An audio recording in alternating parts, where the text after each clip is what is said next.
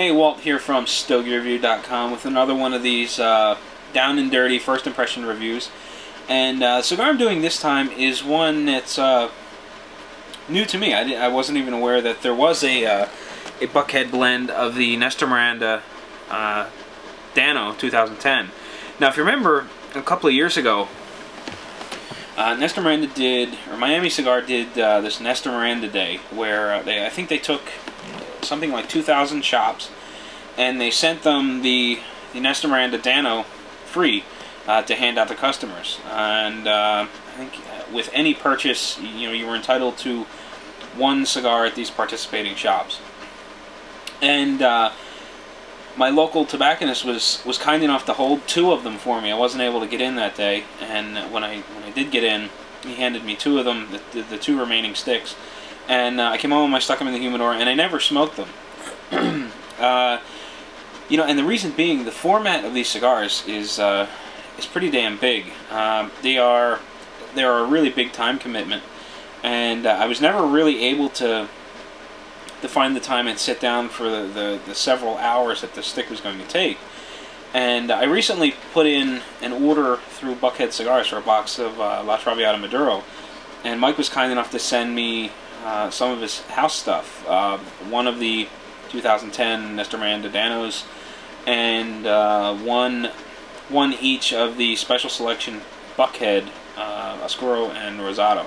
So I smoked the Oscuro 2 days ago, I think, and really enjoyed it. And I was really eager to light up the Danno and give it a try.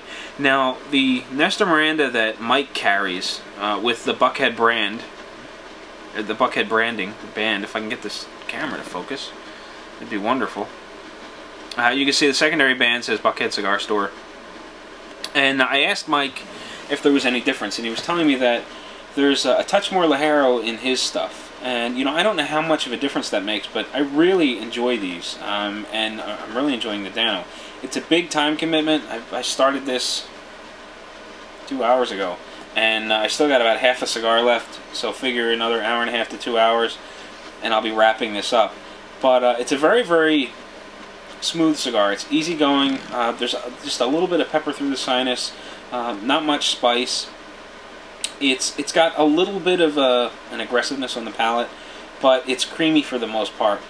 Medium bodied, and it's been pretty consistent in that medium body. It didn't start off slow and build to medium, or start off full and work backwards. It's been medium throughout, and the flavor intensity has been the same as well. Probably medium flavor level.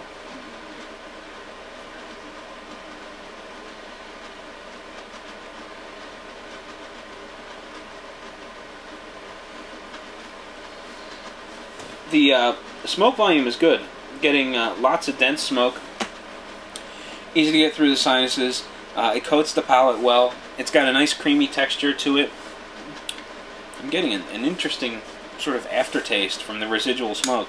I'm not quite sure how to describe it. Like, I guess sort of like an allspice maybe. But it's interesting. Now, generally, a cigar this large, taking this long to smoke without much change throughout, may seem a little monotonous, but I've been enjoying it. I started off pairing it with Woodford Reserve bourbon. It did fairly well. The bourbon didn't overpower it. It complemented it pretty nicely. But for some reason, whenever I light a Nestor Miranda product, I always get a craving for coffee. I just think that the Nestor Miranda stuff really shines when you pair it with coffee, especially the way I drink it, which is black, no sugar, no cream, none of that stuff. So it does. I think they complement each other really well.